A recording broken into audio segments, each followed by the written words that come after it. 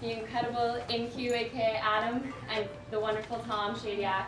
InQ, I met a couple years ago at a show in West Hollywood. What I really found inspiring about him was that his music and his poetry really gets to the soul and the heart of hip hop, which I think gets a really bad reputation being all about money and cars and women. So we're really excited to have him here today. He does rap about women though.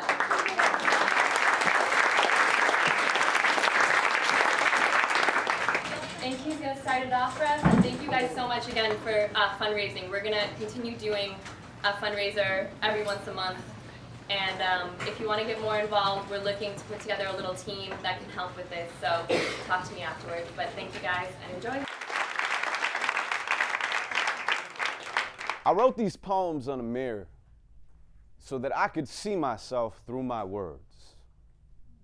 But it takes a lot of courage to observe how my body of work curves, how all the memories merge into fragments and what really occurs blurs. We're telling ghost stories to ourselves around a campfire in the wilderness of our body's cells, dropping coins down an endless wishing well, waiting for the sound of the ground to echo back, speaking spells. A bunch of empty shells, scattered like a firefight. Shit, my whole life is a trigger in a flash of light. They'll burn my ashes, pour them out like they're molasses over passages of what I write. Insight from hindsight. Poetry in braille you touch but can't feel. I'm a rattlesnake in a field, starving for a meal, and my prey is on his heels, about to slay it for the squeal, because nothing's more beautiful than something being killed. I want to blow my brains out, but on a blank canvas, so my death is my last piece of real art. That way my manager can sell the painting to the highest bidder and then make a deal to reproduce the prints for Walmart. I wish I was a billboard, impossibly cool, but instead I'm half philosopher and half fool. I'm good at giving you advice I can't apply to my own life and carrying the weight for other people like a pack mule. My name is Who the Fuck Cares? I'm a legend in my own mind. But in reality, I'm hanging on the ropes like a clothesline, losing every round in a fist fight with Father Time, eyes swollen, fully blind, hoping I can catch him with a haymaker, because if this goes to a decision, then I'm headed to the cremator. So fill a bathtub and plug in an appliance. I'm turning isolation into self-reliance. I'm like a day trader with insomnia, so I'm against global warming unless it's wintertime in California. Why is the most dangerous word in the human language? Because it challenges our happiness and anguish. Now, why would I tell you that? Shit, why not? My questions are free. It's my answers that cost. I'm a kamikaze with a paper airplane sipping sake from a cowboy boot in the lobby of a Sheraton. I want to be famous for all the wrong reasons. They'll use celebrity to give you something to believe in. I'll use celebrity to give you nothing to believe in, then love you anyway and call it even. See, if I never look foolish, then I will never be brilliant. I don't do this for myself, and that helps me to be resilient. But sometimes the sum of all the time is exhausting. I wonder if it's worth all the energy it's costing. I wake up in this twin bed, my feet hanging off the edge, my eyes bloodshot red, there's a sledgehammer in my head. It's like an instrument the way I play pretend. In the deep end, it's either sink or swim. It's either me or him. It's either us or them. I've got an anchor on my ankle and I'm trying to tread. I think my heart is lead. I've got that sinking feeling again. I'm about to go to war with 1,000,000 men, but life is pain. From the push to the slap to the name, I've got a freight train barreling through my veins. My skin is on fire and I'm standing in the rain playing chicken with a plane. I want to take off too, but there's nowhere I can go to get away from the memories of you. So this Halloween, I'm gonna be the color blue. That way nobody around me will see I'm see-through. Fuck, letting go is hard to do. So pardon me if I have to take a part of you. I'm scraping out the bottom of my heart with some sandpaper. I'm bouncing on a diving board attached to a 20-story skyscraper. She cried till she was dry and there was only eye vapors that crystallized on her cheeks like some ice glaciers until my bones were jungle gyms for her inner child. She has the reincarnated voice of Oscar Wilde. I smoke a black and mild. I use my hand as an ashtray, then crack a smile. See, I don't take the credit or blame. I take responsibility, so even though I'll never hold her again, I know that she's feeling me. My neck is on a swivel. I built the bridge to the middle. Now whenever I pass construction, I get sentimental. See, I'm the dopest rapper that you'll never hear.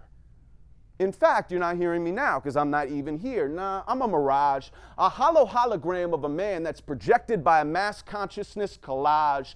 I'm a chameleon wearing camouflage. I need a backup because I don't trust myself to do my fucking job. And if we're being honest, I don't trust myself at all. I wouldn't catch my own shadow in a trust fall. I've lied too many times in my mind just to justify what I was feeling at the time. Let me say that again. I've lied too many times in my mind just to justify what I was feeling at the time. Let me say that again. I've lied too many times in my mind just to justify what I was feeling at the time. So now I look at truth like a fashion statement. I put it on and take it off depending on the person I am in that generation. See, if you live for someone else and they disappear, you don't remember how to live or why you should care. I learned my lesson, but without her to apply it to, I'm stuck in hell. Oh well, at least I'm fireproof. Have you ever been so sad that you couldn't cry? Have you ever been so happy that you couldn't smile? Have you ever been so angry that you couldn't yell? You opened up your mouth, but the sound just turned around, traveled back into your gut, then tied itself into a knot and sat there stuck like what? I don't give a fuck. I won't come up. Have you ever thought you were so right that you were willing to fight to get your point across at any cost, only to realize later you were wrong in every way? Because if you haven't, that'll be the day, let me say. This one time, I saw a dude who worked for Vons collecting stacks of shopping carts in the parking lot with only one arm. This is true. Now, I should say that on that particular day, I had been feeling down about myself, depressed about some stupid shit, complaining in my head that I'm not as far along as I would like to be, that life is victimizing me, and mind you, I was buying food at the time.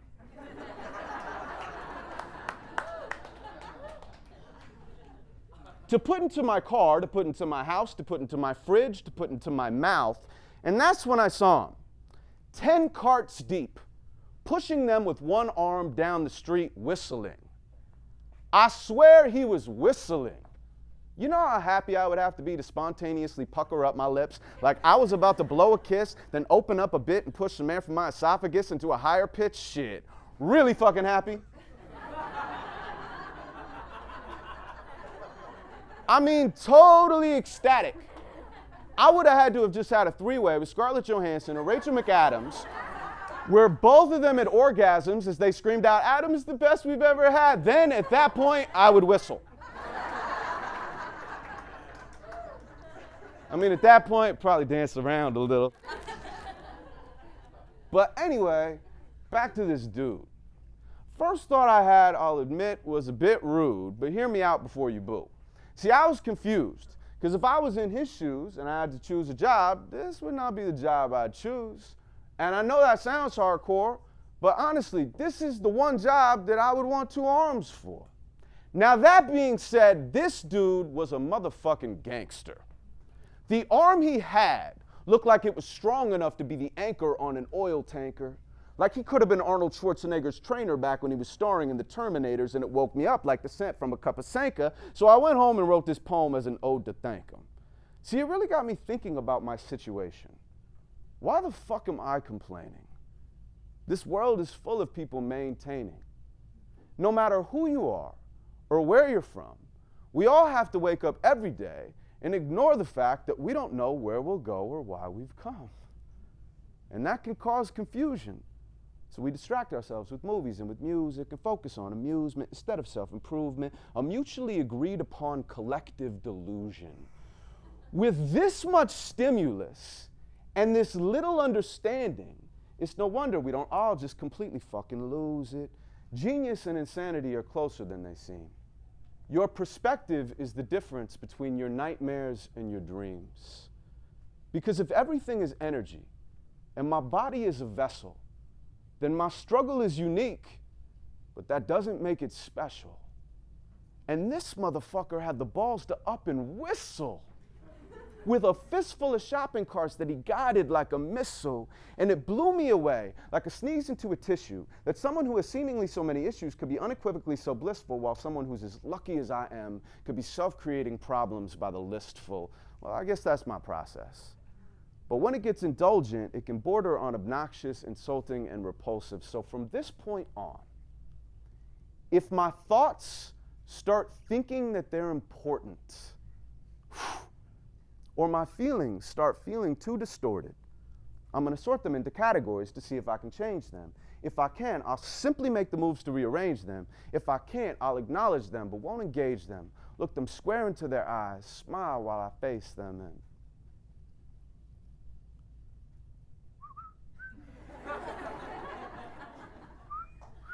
this is really hard for me, so just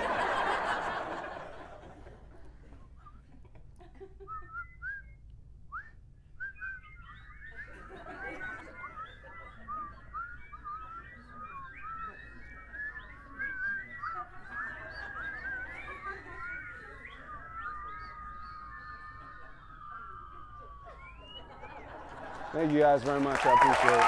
Thank you. Cheers. Thank you. Thank you so much. Thank you. Oh my God. Phenomenal. Phenomenal.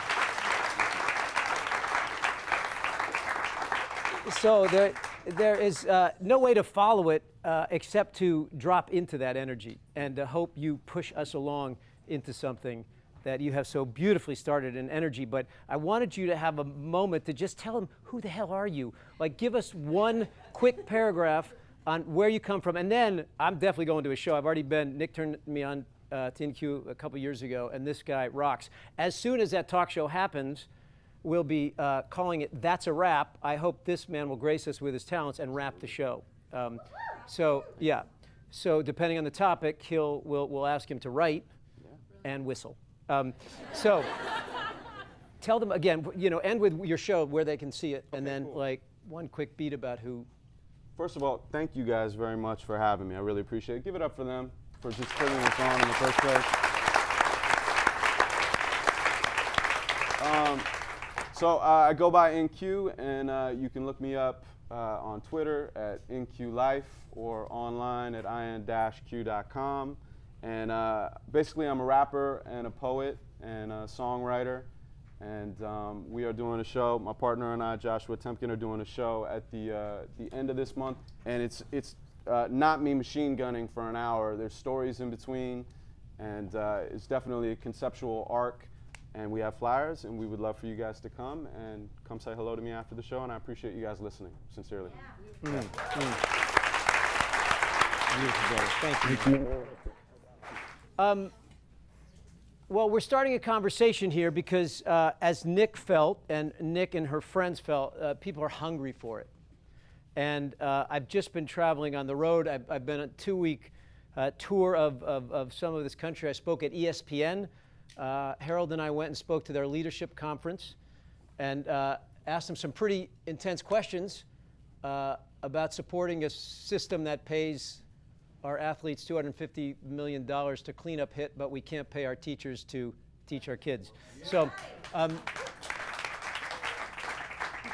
we got into some pretty serious conversations. Then I went to my family's 90th reunion, and I want to share this with you. My family's nuts. Excuse me, my uncle's 90th birthday, I mean. We met in Littleton, New Hampshire. I'm Lebanese, and the Lebanese came through Littleton, New Hampshire. And I began to see a theme for what I want to talk to you about today emerge, and the nutty, how many have nutty families, right? It's redundant, right? Family, you have a family. But I began to see a beauty. I began to see a beauty in that insanity that is my family that I never saw as a kid. And it's what your poetry talks about, is what I want to talk about today. You see inside of his poetry this subject that I want to try to approach today. I've never talked about this subject directly. Even you guys in my class, Vanessa and others, I have never talked about this subject directly. And it is the most powerful subject that I discovered in my life, a truth that shifted the way I look at the world, the perspective that you talked about in your poetry. So I wasn't kidding, Nick, when I said the subject today is compensation, polarity, the fact that life exists in the belly of a paradox. So that's subject one, and I'm going to read a lot of poetry today because I knew InQ was coming. And I also met with a poet who, again, gave me more of this lesson. Her name is Mary Oliver. Many of you know her. How many of you know Mary Oliver? I have been out of Mary's life for a year and a half because Mary has been challenged over that year and a half. Now, Mary is our greatest living poet, I believe. She's won the Pulitzer Prize. She's the best-selling poet in America. And so much light has poured forth from this woman, but so much darkness has enveloped her life. So she comes out of a very challenged background, which I won't share particulars, but of abuse, of alcoholic DNA, of struggles and challenges. And without those struggles and challenges, you wouldn't have Mary Oliver. Without that shadow, you wouldn't have light. So I got to hang with her and see this. And then I visited St. Jude Children's Research Hospital. Many of you know this just from being in the collective here in America. It was also in the film I Am. It's a hospital my family helped to found that gives medicine to sick children. It cures cancer in many, many kids, and it does this all for free. And when I went there, I saw compensation all over. I saw this polarity. I saw, the day before I got there, 4 people died. 4 young kids died. So there's a house called the Target House where they house the families and the patients, and 4 kids in that house alone, you've been to the Target House, 4 kids died. And yet, I walk into this place, and there is no happier institution, no more joy-filled, deep, rich, loving, compassionate place that I walked into than this place where death, cancer, challenge, pain, vomiting abound. And there's a principle at work that we miss. We want to have the light without the darkness. That's why it's creepy when we're around our friends who are just floating, right? Those spiritual amongst us who are just floating. It's creepy. And the reason it's creepy is because they ignore the wholeness, the holistic nature of life. So, Nixon, would you grab me that, or I'll just get it real quick. I've got some stuff I want to read you. Nick said, and this again is to start a conversation. So I brought a bunch of books. I'm only going to read from a few of them. Don't be too intimidated. But inside of these books is the real food that whatever I am has helped to turn me into. Because all of you guys asked, the first thing, what was that first question I got at ESPN, Harold? We're going to leave here, we're going to be inspired, but we can't maintain it. And it was all over your poetry. You are what you eat. And if you go out and eat a culture that's sick, you're going to remain sick, and your inspiration's going to flutter away. So this is my nutrition. This is some of my nutrition. The more I eat this, the stronger my constitution becomes. And I understand who I am. Because your poetry talked about this ebb and flow between the temporal and who you really are. So there's 2 conversations today before we get to the questions. One is this idea of compensation. The literal, call it a game, call it a dream that we're in right now called life and earth, right? The idea that everything exists as an opposite. Without shadow, there's no light. Without light, no shadow, right? Without the incoming tide, there's no outgoing tide, right? Every up has its down. So we're in this. So there is pain, but pain gives context to our pleasure, to our joy, right? So we're in this compensation, but the ultimate truth is not a compensation. I'm looking at you and you're all, that's like a 3-syllable word, 4 syllables, compensation. Are you understanding? Yes. Okay, I'm going to take you to some very cool stuff, I hope. First, this. This is my book, Life's Operating Manual. And I would prefer if you would sign the form with Harold, because we printed this up with a myriad of mistakes. And you're welcome to read the typos and the uncorrected proof version, but I'd rather you wait a week and we'll get you a new version. So I'm going to read you an essay, part of an essay that I wrote on happiness. Rocco Bellic was supposed to be here today. His brother's back there somewhere filming us. Pop out, Adrian. Where are you? There he is. So these are him and his brother, two great filmmakers. They did the film Happy. They've been nominated for an Academy Award for Genghis Blues. Say hello to Adrian.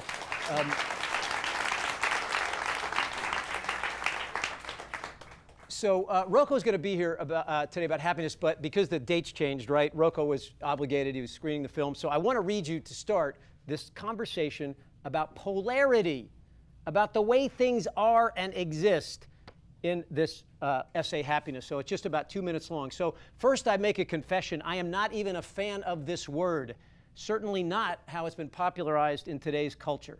Happiness. It's misleading. Even the field that we have developed to study its laws, positive psychology, chose a one-sided label. Positive. To talk about happiness in its truest sense is not to focus only on the positive. And that's where these glossy labels have let us down. They imply continuing favorable circumstances. Now, the word happiness itself originally meant good luck, fortune, and prosperity. It suggests that the world is best viewed through rose-colored glasses. I, for one, like my glasses clear. I don't want my landscapes colored in rose. I want my shadows deep, my blacks black. To talk only about positivity is to take one side of a two-sided coin. Light is always accompanied by shadow. The highest tide here means the lowest ebb there. Polarity exists and cannot be gotten rid of. Every up has its down, every north its south. This is what Emerson says, and we will read more of Emerson in a moment. We can no more have things, H-A-L-V-E, we can no more have things and get the sensual good by itself than we can get the inside that shall have no outside. And so it is with happiness. It must be viewed more holistically, a tear and a smile. True happiness does not refer to some Pollyanna state of bliss with chirping birds and floating butterflies. It does not imply a person 24/7 walking on air. True contentment might be a truer term because it's rooted on what's on the inside. The content allows and welcomes even the comings and goings of good fortune and favor. A negative event, a disease, a deprivation, a loss may in fact prove to be the best of luck. Okay, you understand what we're starting to talk about, this idea that there is a polarity to all things. The poets know this. All the poets know this secret. But what gives them power is they know that there's a fact underneath the polarity, and that is the fact of who they are. The eternal fact, the ancient fact of where you come from. And in your poem, I think you said, we don't know. Is that right? Where we come from? Yeah. I think some have seen where we come from. And they have walked with a power that is inalterable, immutable. And it draws us like the moth to the flame. So I believe with all that I am, I know who I am in that eternal fact. So it allows you to walk through fear. Because you can take my reputation, you can't take the eternal fact of who I am. You can take my body, but you can't take the eternal fact. And all the poets know this. So let me read a couple more things to show you how this shows up in all of our literature, and yet we've crafted a society that only wants the good. We only want the sensual good. We do not accept this idea that there is this push and pull, this ebb and flow. That is life, and when you accept that, life becomes embossed in beauty. So, this is the most popular self-help book of all time. It's called The Road Less Traveled. Sean Penn says he knows where he is in his life if he's reading The Road Less Traveled. because if you're reading this book, it means you're at a place where you want to grow, you want to open yourself up to a new perspective. And The Road Less Traveled, I believe it's the 4th best-selling book of all time now, starts with this, what our society today would call uninspiring first sentence. Life is difficult. Right? How many of you have read this book? Okay, yeah, it's popular. Life is difficult. This is a great truth, one of the greatest truths. It is a great truth because once we truly see this truth, we transcend it. Once you understand what he's saying about the difficulty of life, this temporal, whatever organizing intelligence set this up, knew that without polarity, you would have no experience. We need polarity to have experience, and once you understand that this is temporal and you rest on who you really are, you transcend the fact that it's temporal. So, one of the best-selling books of all time in the self-help category got it absolutely right. Like the mystic poets from 7,000 years ago, that he knows that there's something riding underneath this, quote, difficult experience. Okay, now we're going to get into, this is Mary, for those of you who have not ever read Mary. Have you ever read Mary, just curiously? Okay, I think you would love her, and she certainly would love you. You have life. Can you imagine him if everything was positive in his life? I don't even have to know how much negative shit has happened in your life. You have a black shadow that makes a bright light that makes people in this audience gasp when you utter certain words.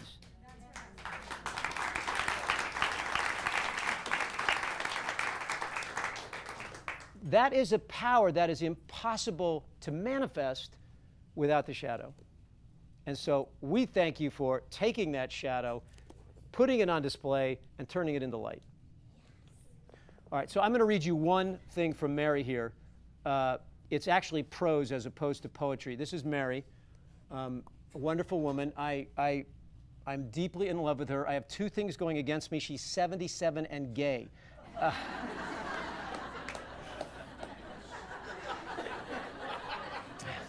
I can get over the 77 part. It's the gay thing that I... So anyway, I've made no progress with that at all on this trip. And one day you're going to all meet her because I'm going to bring her here. And what you're going to see is a human being. You're not going to see this mystic that you assume is floating. When we first met Mary, she was smoking a cigarette and said, "God damn it, it's hot." And she is so full of life. But she sees things. Again, I'll talk to you one more brief second about Mary. She lives this polarity. So Mary, because of the difficult past, the abuse in her past, she says that what she really wants in life is to disappear. How many of us have felt like that we just want to disappear? Mary, more than any of us, because the abuse is deep and dark, she wants to disappear. But when you look at then the polarity, what does Mary do? She not only has not disappeared, she's become the voice of a generation. So she has not only disappeared, she's on a platform, if you will. And what that compensation has allowed is, as she's wanting to disappear, she disappears into the life of nature, into the soul of all of us, and sees something that we can't see. And without that past, without that darkness, she wouldn't have the desire to disappear into the essence of life that she now shares with us. Fucking beautiful, right? But it requires the polarity, right? But what I see in my life are judgments of people who have polarity and shadow. Oh, if they would just be like me, because I know my shit. If they would just get it together with me, thank God. His poetry becomes so powerful because a truth needs something to contend against, lest it is not truth. Without all this shadow, what are you going to contend against? One voice is really like one person. Okay, let me read this Mary. Let me read this Mary quick prose, and it's about love, really. And she starts out and says, "You are young, so you know everything. You leap into the boat and begin rowing." Listen to that analogy. You leap into this boat and begin rowing. But listen to me. Without fanfare, without embarrassment, without any doubt. I talk directly to your soul. Listen to me. Lift the oars from the water. Let your arms rest, and your heart and your heart's little intelligence, and listen to me. There is life without love. It is not worth a bent penny or a scuffled shoe. It is not worth the body of a dead dog 9 days unburied. When you hear a mile away,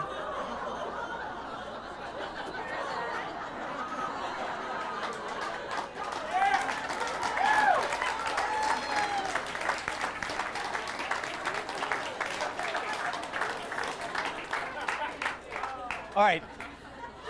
JJ was apparently upset that I talked about a dead dog 9 days unburied and wanted to speak up for her species.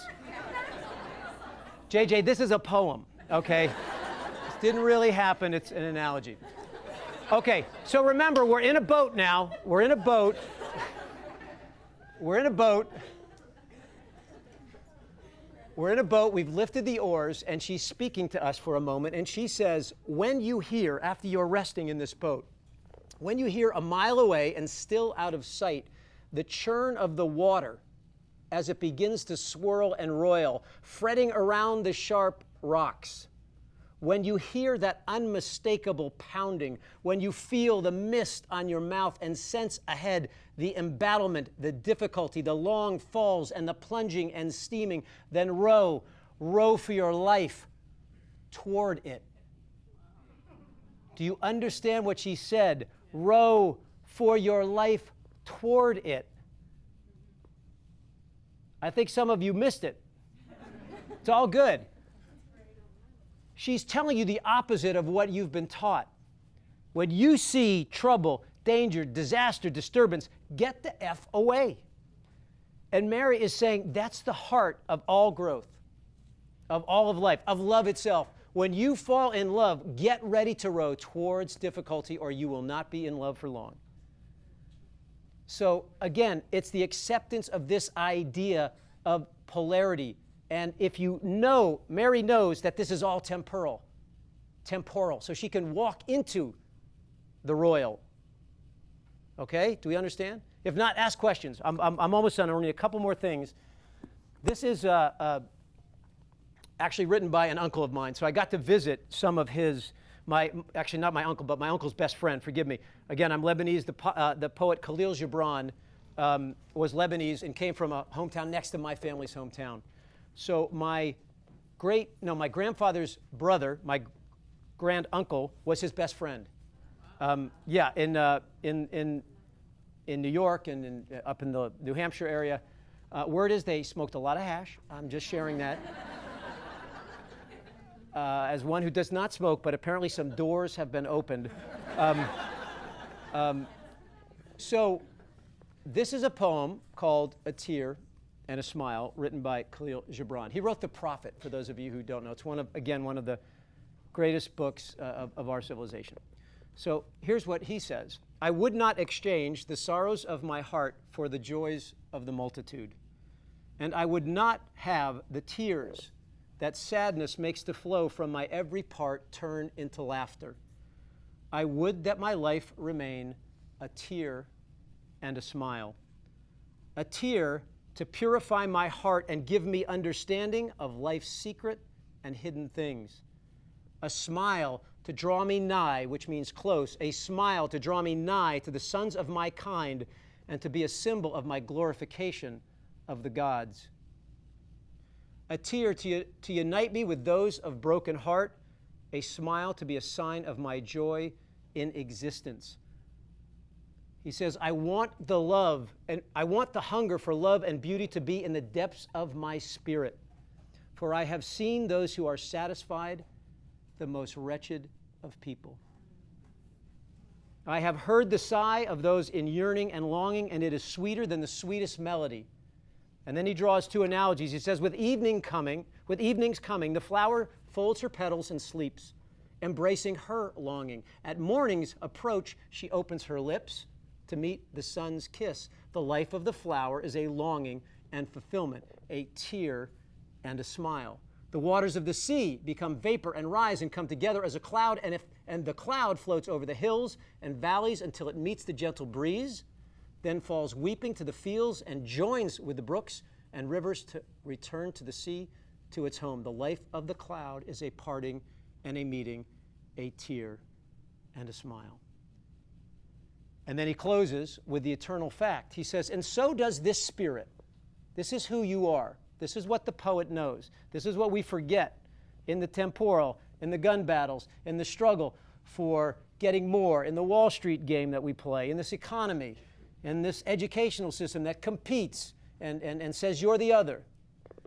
It forgets this. And so does the spirit become separated from the great spirit to move into the world of matter and pass as a cloud over the mountain of sorrow and the plains of joy to meet the breeze of death and return whence it came to the ocean of beauty and love, to God. So this poet knows the eternal fact. Again, whether you call it God, which is, again, brings religious connotations up, which is nothing of what it ought to be, what we've turned it into. But this is talking about the eternal fact. And this poet knows it. And so Khalil Gibran, they want to make his life into a movie, and we actually have the script. Some family members sent it to me. His life is full of death. He lost family members, death, there was disease, he was sick most of his life. If you look at the poets, you find such suffering, such difficulty, and they're not trying to push it away. They're trying to understand it and what light it can bring. All right, just a couple more and we're done. And then it's conversation time. So this is the great poet. How many of you know Rainer Maria Rilke? Again, is this anything that you... No, but I'm taking notes in my head. I'll get you, I'll get you copies of these, but you, whatever you're doing, keep doing it. So this is what he says about darkness. He says, you darkness, of whom I am born. You darkness, of whom I am born. I love you more than the flame that limits the world to the circle it illuminates and excludes the rest. He's saying he loves shadow more than the flame, which limits itself to that which the flame can light. Wow, different. But the dark, he says, embraces everything, shapes, shadows, creatures, and me, peoples, nations, just as we are. He ends the poem saying, I believe in the night. And then I'm going to give you one more short one of him. He says, you see, I want a lot. He says, I want a lot. He's very much like us. I want a lot, but listen to what he wants. He says, maybe I want it all. But he redefines what that all is. Maybe I want it all.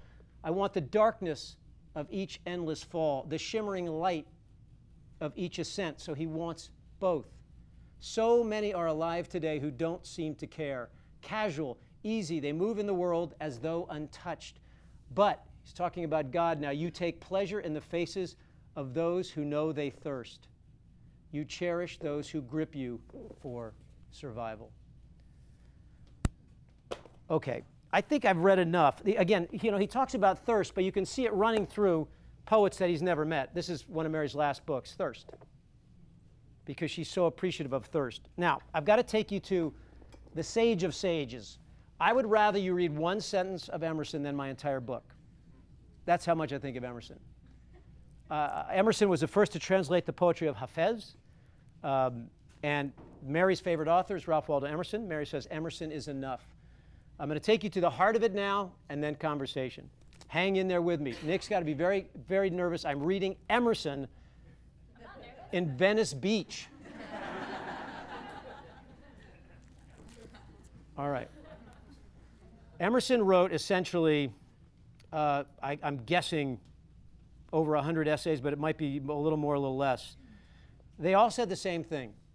Most people love self-reliance, which you even mentioned in your, maybe not in the reference to this, but self-reliance is his most famous essay. But this, I think, is his most refined and sharp and clear and all-knowing, if you will, about what life is. It's called Compensation. So I've got to read you a little bit of this to get to what is the essential part of what he's talking about. So he's talking about the conditions of life. He's saying we just don't understand what life is, but it exists in the belly of this paradox. And he said the good are befriended even by weakness and defect. So if you're good and you have a weakness and defect, he's calling it a friend. He says no man has ever had a point of pride that was not injurious to him, and no man has ever had a defect that was not somewhat made useful to him. So you see this all the time. Great listeners.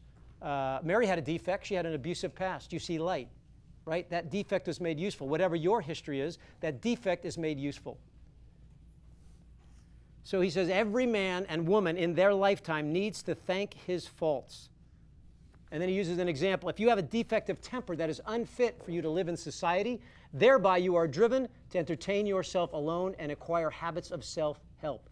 Thus, like the wounded oyster, you mend your shell with pearl. But here's the poison of the society that we live in. We suffer all our lives long under the foolish superstition that we can be cheated. So all day we talk about, turn on your television set. It's all about, he cheated me. That went on, and that cheated me. Cheating. And he said, but it is impossible for a man to be cheated by anyone but himself in his perspective. He says there is a third silent party to all our bargains. The nature and the soul of things, the eternal fact, takes on the guarantee of the fulfillment of every contract. So honest service cannot come to loss. Do you understand that? Goodness is goodness. It is a seed sown that is planted. It does not have to be returned with instant goodness. It might be returned with a nail in your hands, feet, and a spear in your side. But the eternal fact is written. Goodness displays itself, and the cross doesn't defeat it. It just may delay it and then multiply it. But this is what we don't grasp and understand. And I'm going to end there, although he has some amazing things to say. I got to read you one more thing, and then we'll kill it. Sorry, I could literally, I could sit in this stuff for forever, and I have. But look at this book. I mean, this book is like, it's folded and written and underlined. And I tell you, there is a phenomenon that many of you may know, but it's called neuroplasticity. Scientists are just discovering it. Some of you are nodding your heads. You literally change the wiring and structure of your brain by what you focus on. So I know for a fact, I stand as a petri dish of neuroplasticity, that the more I have dived into this conversation and focused my life on it, the more the conversation has become me. So when you look at London cab drivers, they first discovered this neuroplasticity in London cab drivers. It's a very complex city, very hard to get around in. And they studied London cab drivers' brains, and the directionality part of the brain was more evolved in a London cab driver than a New York cab driver. Right? The directionality. The same thing with a concert violinist. Dexterity, the part of the brain that controls dexterity, is more evolved in a concert violinist. So when you look at the brain of Matthieu Ricard, who is a compassionate monk, he focuses on compassion, he meditates on compassion as a life choice and style. His brain is studied and is more evolved in the compassionate centers of his physiology. So you literally can change your brain by what you think about and what you focus on and what you put your attention on. So it's a beautiful thing that the God organizing intelligence has given us to say you are going to become the very thing that you focus on. Okay, last stuff here. Oh, it's so good. So he says this. This is the important thing to remember. So he's talking about compensation, right? Talking about polarity. Oh my goodness, I've got this strength. I'm an athlete. I'm the top athlete in the world. I've been given all these gifts. That has a tax. That has a tax, right? That's why happiness just doesn't come with money, power, or fame, or prestige. It has a tax. So he's talked about this. Or you have a disease, and that can have a benefit because you can be more compassionate, more in touch, more appreciative. So he's talked about all that push and pull of life. But then he says this, the doctrine of compensation is not the doctrine of indifferency. Okay? Indifferency, meaning it's not a doctrine that doesn't not care. So the thoughtless say, well, what good is it to do any good? If I gain any good, I'll pay for it. And if I lose any good, I'm going to gain some other. Everything's indifferent. And he says there is a deeper fact in the soul than compensation. The soul is not a compensation. The soul is. Under all this running sea of circumstance lies the aboriginal abyss of real being, of who you are. Essence, or God, is not a relation or a part or a compensation. It is the whole. Being is the vast affirmative. I've always dreamed of reading Emerson to a group of people. You've just made that dream come true.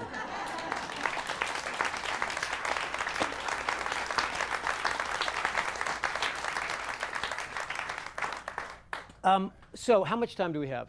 Like 11, 18. Okay, so we got about 30-ish. Okay, all right, so I want to open this up to questions to you. I'm wearing a T-shirt for a reason. Blame is safer than praise. That's another Emerson quote.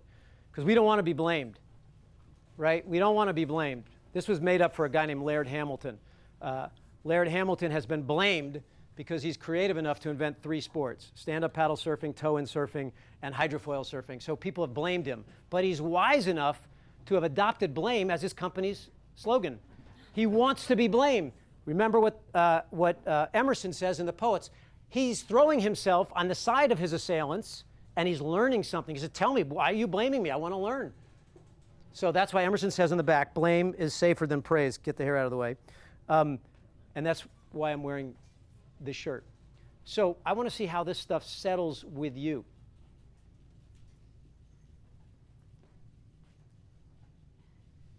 Harold has a question. I have a question. Yes. Compensation. Yes. Ebb and flow, you always say.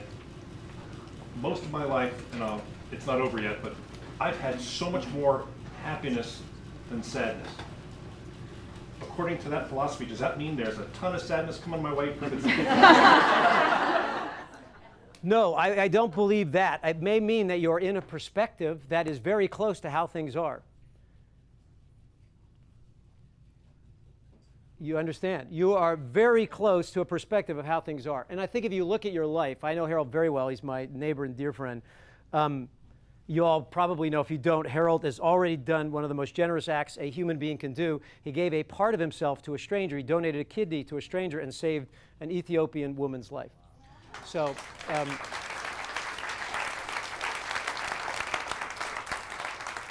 so Harold, I think you're so deeply into the laws of the universe, and you're not necessarily aware of it, because Harold and I have these conversations all the time, because the one thing that Emerson says has no compensation is love. Love, he says, only love multiplies, and I think the love in your life has multiplied. Yeah, but I'll go back to your philosophy of ebb and flow, and I'll Yes. just do this briefly. Yes. You can't have joy and light without darkness and shadow. Yes. I understand that as the words you say. Yes. But in my life, I've had very little shadow and hurt. Knock Yeah. on wood. It's just very little. Yeah. And so, where is it? If that's true, then why do I not feel sad and darkness and pain? Well, Certainly not I to be will ask equal. you the question. Why do you not feel sadness, darkness, and pain? We're going to have a little, I'm going to have to Dr. Phil you.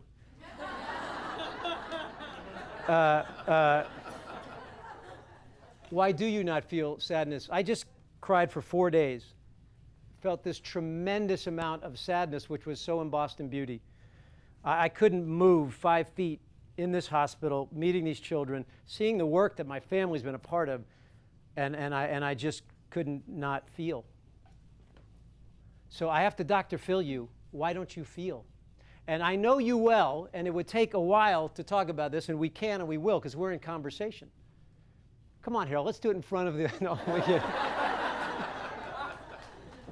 I know Harold very well, and there are some issues that we talk about that I think that you're seeing things a little differently and going to maybe have a different perspective. A year from now, we should have this question again.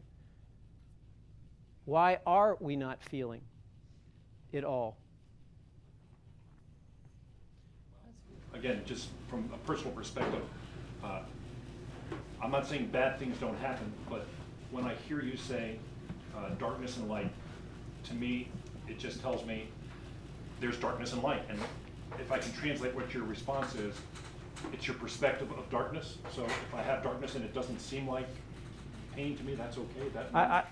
I would say this. No, I would not myself. This is my journey and perspective. And again, I'm feeling a reflection of what I see in this idea with a capital I. I would not describe my life now and what I see as that word happy. I may be in touch, but I wouldn't, because I want my cavern deep. I want that gutting. I want those concussions that almost killed me. And so it's just a different perspective.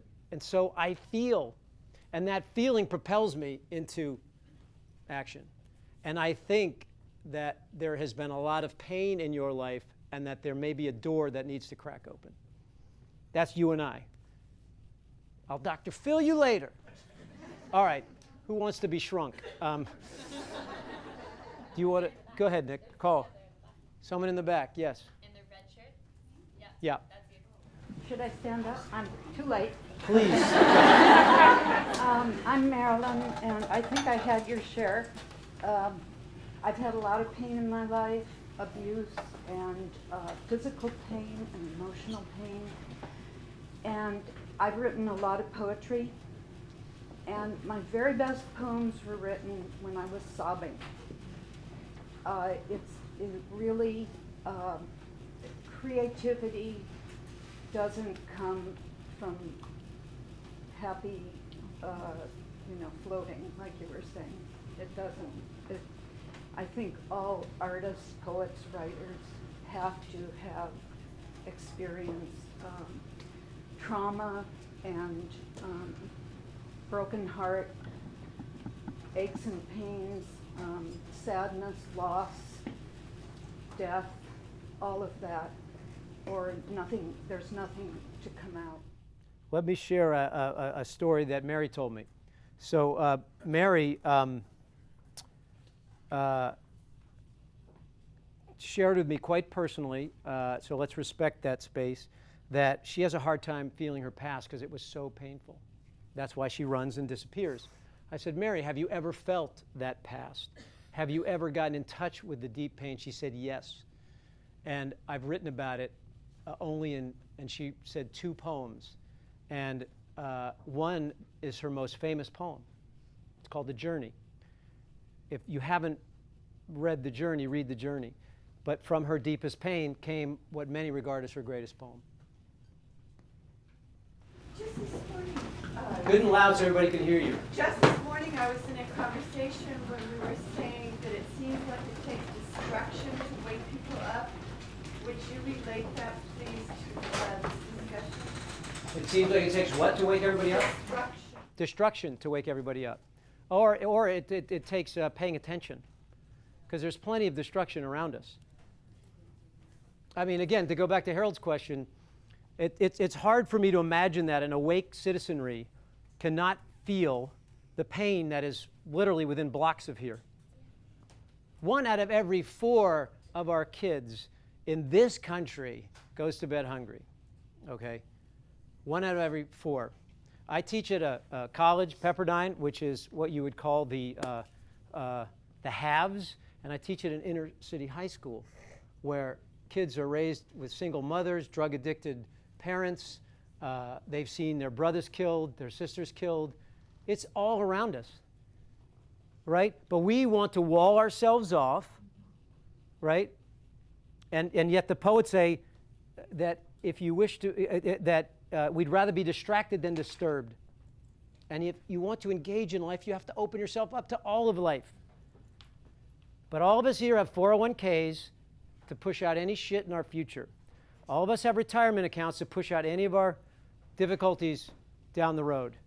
And there are people dying right now that if we all collectively said, enough of this future stuff, let's take care of our present and see what happens, the world would change. And we'd still be in the polarity, but it would be buzzing at a different level. Yes? I'm not to focus on you, Harold, but as a Let's collectively kick Harold out.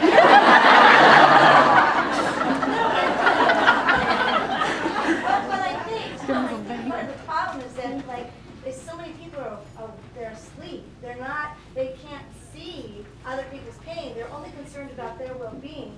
And in my life, it's the most painful thing that I endure is to see, even within my beautiful family's structure, that they don't want to see the ugly. They just want to cruise through life, and think that they're okay when nobody on the planet, I don't think any of us are okay. I think we're all fucked up, and I think we're all just like trying to just be. I know you're frowning right now, but it makes me now want to challenge you. That's the mustache. Yeah. I saw the brows go, dude. And I'm thinking to myself, how can you not feel pain for the citizens of the world when there are so many people being hurt every single day? Okay, now hang on a second. Now I'm going to challenge you. Yeah, go for it. I'm going to challenge you. Okay. Hang on. It's getting spicy in here today. Harold's only got one kidney left, so we gotta go easy on him. I suggest to everyone here that there is nothing wrong with Harold. No. Hang on. I mean it. Now, I don't want you to get what I'm here offering. I just offer it. And it has freed me. The offering has freed me. Do you understand? There's a huge difference. Harold, would you please frickin' understand what I'm saying? It's over between Harold and I. I say I know something that you don't. I'm looking down on Harold, and I know something that I've experienced that has freed me, and I share it. And if it frees you, fucking great. And if it doesn't free you, fucking great. Because I'm resting on the eternal fact. It's not my job to change him or you or anybody. And so we have to be very, very, very careful. The choir, we can play a very sour note as the choir. Right? All right. Yes. First, I'd like to thank you. It's a very honored and privileged to be here. Thank you for your contribution and your gifts. And I want to acknowledge you for who you are and what you've contributed. And I also want to acknowledge you, because I feel what's so important here is that we allow people to be where they are and just confirming what you say. And that's part of embracing the differences. I'm all about building the bridges and embracing the differences. I'm also a poet, and I co-wrote a couple hit songs. And the one thing that I know is that life is an exquisite journey. You take from it what you will, and there's blessings in disguise. And I've written from anger, from pain, from devastation, to bliss, elation, happiness, joy. Life is a myriad of all of that. We're these brilliant diamonds, but we don't see all the facets, the brilliant facets. So I also want to acknowledge you. You're phenomenal, probably the best. Thank you. You're being acknowledged. I've ever heard. And I'm so grateful to be here. Can I just say, if you pay attention to life, the principles of life reveal themselves all the frickin' time. So in this conversation is the principle of life. I say thank God for Harold. Thank God for you standing exactly where you are, because now we have something to fucking talk about. Right? So I'm not so anxious to go, Harold, why don't you get this? I'm so happy he's standing where he's standing. It might light someone up. It might move someone someplace. Got to get off of this right, left, us, them. But Tom, I wasn't doing that. I was just curious how you couldn't see the pain. I'm just very curious. And I love you too. Right where you're at. Okay, who do you want to call on? In the corner. I have a question because I think I do dog rescue, and I used to work for Art of Elysium, and I surround myself with a lot of Good and loud so everybody can hear you. She used to work for an organization. She did dog rescue and worked for a group called Art of Elysium. That is a charity I've known for years. So, and Yeah. last night, I was trying to save We're trying to save a dog. a baby guys. Right. And I'm feeding my son, who's only 2 months old. I was thinking about your movie and the fat and the yogurt moving. Sure. How do I not pass that on? How do you not pass on the pain? How do you let it go? Why do you want to not pass on the fact that you are feeling a loss when you were not able to help. And what's that? You did what you could. Oh, the dog's fine? Wait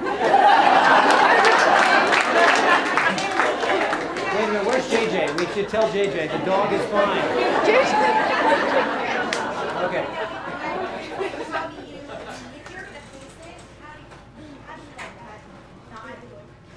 I want. What's the How question? does it not kill you? I'll give you a statistic. It is very debilitating to take on pain, and I do have great highs, and I just Yeah. think this dog or Okay. If you take it on, meaning it's my job to save the dog, it is debilitating. It is.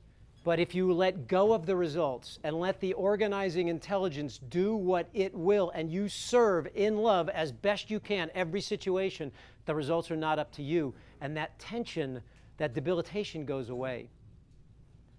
But you have to let go. that's so hard. How do you do that? That's what's the See the essential fact. What if whatever animal you tried to save could speak to you now and say, it's all freaking good, I'm flying. Did you ever take acid? I'm on it. Like, if the dog could have peeled to you, right? What do all the near-death experiences, they all come back and they go, holy shit, I don't know where I just was, but I was somewhere free and flying and floating, right? There's so much evidence. So, again, the poets, the people who have crossed over, bring back a very powerful message. You know, I once wrote a poem, and one day I'm going to actually, read some of my poems. But I'm young and new at this, and I'll get there. But if we really saw, essentially one of the lines was, would the lamb or the gazelle thank the lion? Right? Because the gazelle is offering itself, giving its life for another, and the gazelle suddenly free. All of us are going to be food for something at some point. The human species is a little bit of a nutty species right now because we try to put ourselves in boxes. We don't want to be food for anything. Take my body, make worm food out of it. Maybe cremate a little of me and smoke me. But we're all going to be food for something. So, but one other thing. This is another toxicity, I think, of our culture. Parents don't want their kids to see them in pain. They don't want to see them cry. I mean, I'm breastfeeding a 2-month-old. That's what I just kind of... I think that's beautiful.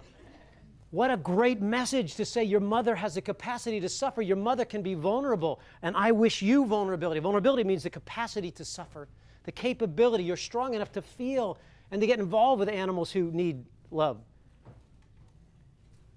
The result is what you can look at. And again, if you hang on, that's your path. If you let go, you might find freedom. Remember, doctors who don't feel, doctors have the highest rate of burnout of any profession. And the reason is they're taught to be objective. You're in pain, I'm going to come and I'm going to, good to see you, man. This young man hung in there through the word compensation, so I don't want to hear another friggin' word out of you guys. But a doctor is told to be objective. I can't be involved with you personally. I've got to be objective, and that will help me perform better, and it doesn't work. We're not programmed that way. So doctors who actually begin to feel and go on a journey with their patients have more longevity. Okay. Yes, up top. NQ kind of made reference to not knowing where we come from, and when you were referencing that, you kind of intimated that you did have an answer to that, and maybe that's what you explored in I Am, which I'm now going to see, but I haven't seen yet. Yes. I'd love to hear you articulate that. Like, what is that underneath? We're all from Denver. No, I'm just kidding.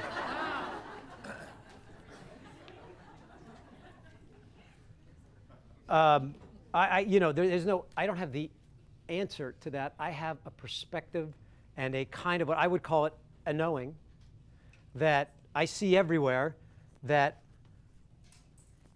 it's what Mary calls the mystery. I'd rather call the mystery God than God, because God listed so many other negative.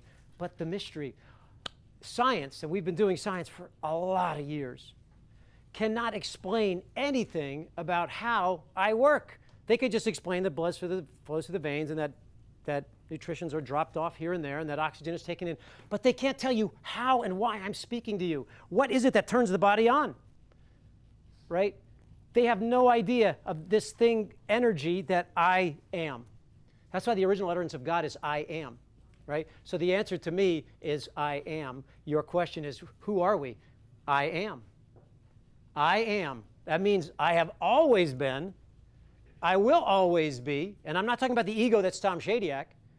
I'm not talking about this story that I've told or that I've lived in this lifetime. I'm talking about the original energy that was before this time and space model that we have now.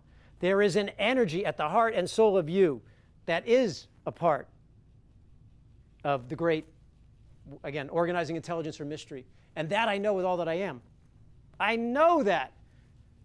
Energy has to go somewhere. Our science knows that. Your energy has to go somewhere. Religions call it heaven. I don't call it heaven. It's going somewhere. Yes. And okay, we'll do two more. One here and one here, and that'll do it. Okay, yes. Yes. Thank you. My question for you is, and I apologize getting back to you, Harold. I don't know Harold, so I have no knowledge of where Yes. he came from. Is it possible that Harold may have transcended your offerings? Maybe And what he you're may have saying. what? He's maybe what you're offering here today. We're listening to. Maybe Harold has transcended that. Can you please? Maybe he has what? Transcended that. Wow. All mystic Harold. Yes, if I didn't know him so well. Okay, this is what, it would be possible, but I think it would break the laws of reality. And I say that because, again, I know Harold. No, hang on a second. I know Harold very well. And I also know and have gotten to know other figures from Dalai Lamas, etc., Desmond Tutus, and I see a law at work.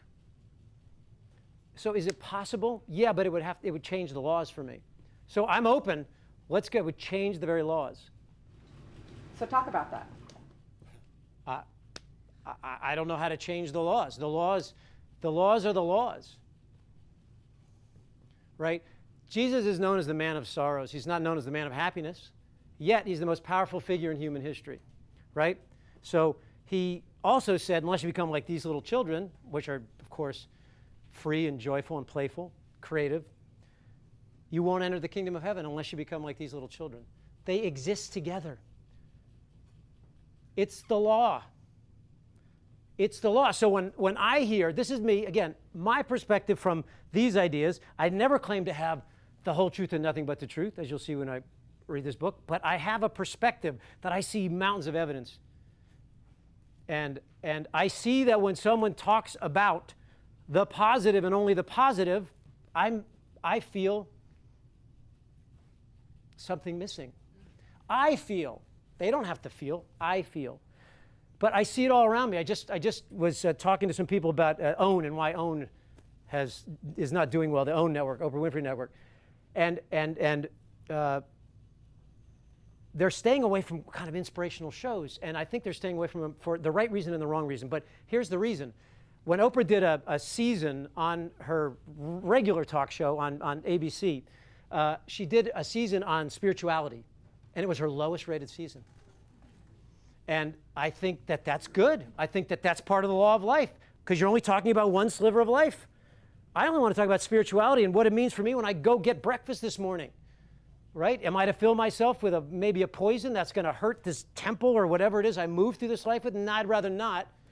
I want to talk about spirituality in the whole picture. But when you talk about it alone, there's a side you're missing. So I missed the side. I missed the side. Is this making any sense? Yes. Okay. All right, last question. Yes, sir. You had a question. Is it still there or has it floated? It's still there. So if we understand that we are simply a part of that energy process, that if we understand that we are, whatever our circumstance is just simply a part of that evolution, is it possible to increase our level of happiness with whatever our circumstances are? Yes. What a question. The answer is in the question. Is it possible to increase the level of happiness, whatever our circumstances are? Of course. In fact, happiness, and when you look at circumstance, happiness as they measure is only 10% of what's going to predict. So your money, your wealth, the size of your house, the power, the stability is only 10%. There's 90% And remember, 1% changes everything. 1% different in DNA makes a human being or an animal. Okay?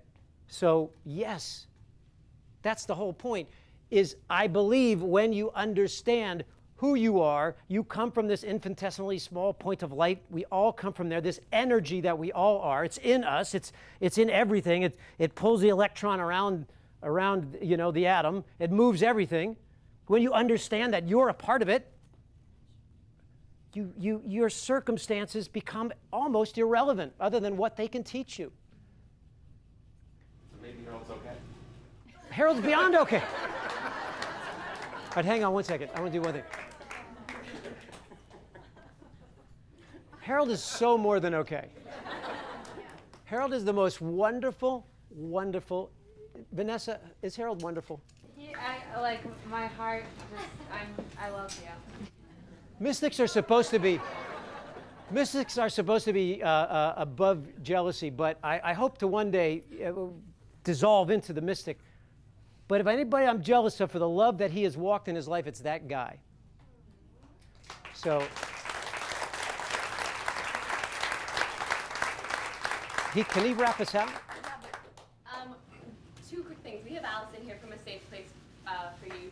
She's here under extraordinary circumstances, so we need to send her incredible love. And then when this is over, we need to get out of here fast because they've got a matinee show and we got to get the chairs. So please leave and we can talk outside. If you want to grab a chair and take it downstairs, Yes, that would be really helpful. Perfect. And then InQ is going to close us out. That's what I was hoping. Yeah. Ladies and gentlemen. No, she's going to go first. Oh, sorry. So, I have no clue what you've all been talking about. I haven't seen the film. I don't even know who he is.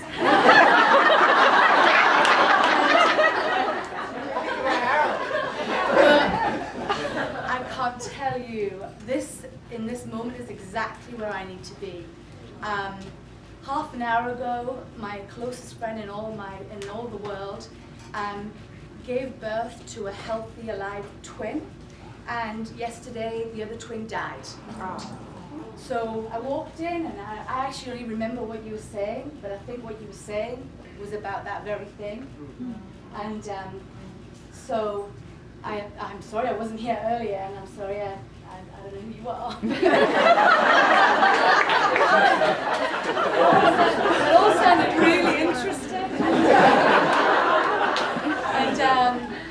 And yeah, I mean, what we do at Safe Place for Youth is we deal with darkness and light, hand in hand, and you absolutely cannot have one without the other.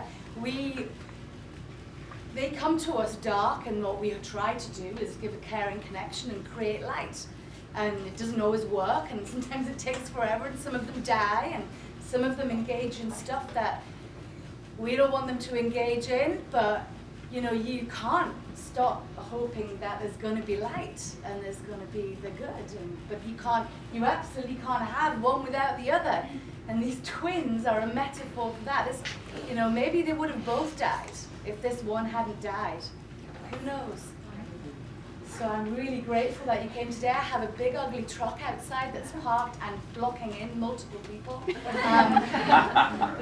some people could help me pick the bags up, put it in the truck, and I'll drive, take it over to our drop-in centres on 7th and Westminster in the big old ugly First Baptist Church there. And I have cards. We're 100% volunteers. We work with up to 150 homeless kids every week, figuring out whatever it is they need in that moment. If it's a pair of socks or a clean needle, we do it, and that's it. Thank you very much for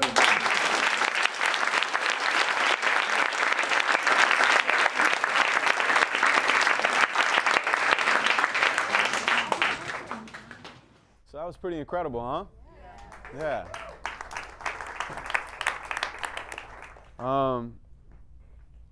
I had no idea what you were going to talk about, so that was really perfect. That was great. Our bodies are a garment that God wears. And when we die, they tear to rejoin the aware. But we don't need to wait for there. He is here looking right back at you when you're staring into the mirror. The author and the story and the paper and the trees. He offered me the glory with a thank you and a please, then waited for my calling like a kid on Christmas Eve, because there's only one thing that people need when they're on their knees. Take a wild guess.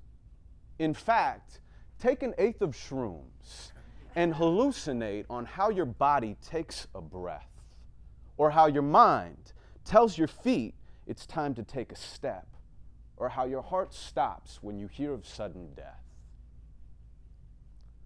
Imagination is the only real creation, but breaking our internal hesitation, well, that shit takes patience.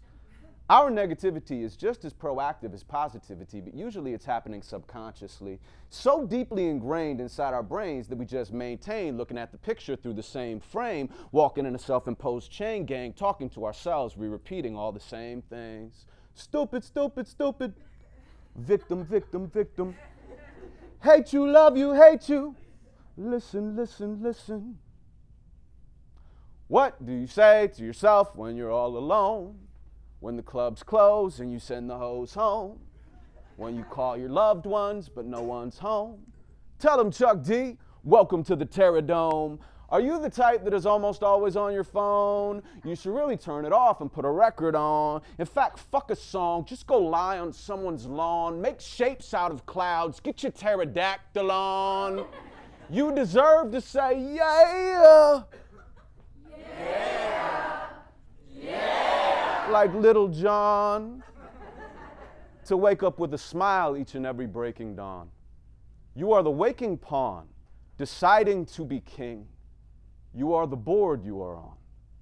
You are the everything. And you can laugh at me. I like to see you laugh. So let me be your joke. That's all I'll ever ask. Let me be your fool, baby. Forever's here, and he's whispering a buried treasure in your naked ear. Our anger is like a mask hiding our fear. We're like a kid inside of a parked car trying to steer. But we don't know, we're simulating our future years, so we let our thoughts guide us into our tears, then we let our tears guide us into our thoughts, but either way they're real once our feelings get involved. So instead of building up walls, I break them all to make them fall, because nothing's too big or too small, and faith is the only avenue to get evolved. It's not a problem if you think that it's already solved. The key is our minds. Pretending to be something that you want to be can be a perfect way to spend your time. Open, open, open. Worth it, worth it, worth it. Grateful, grateful, grateful. Perfect, perfect, perfect. Open, open, open. Worth it, worth it, worth it.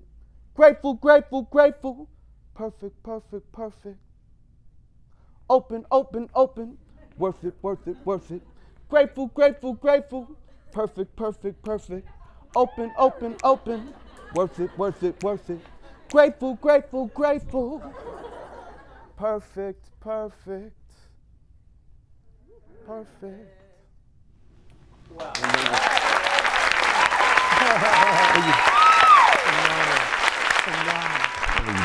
Thank you very much. Oh, beautiful. You just wrapped the entire. I tried to. Oh my God.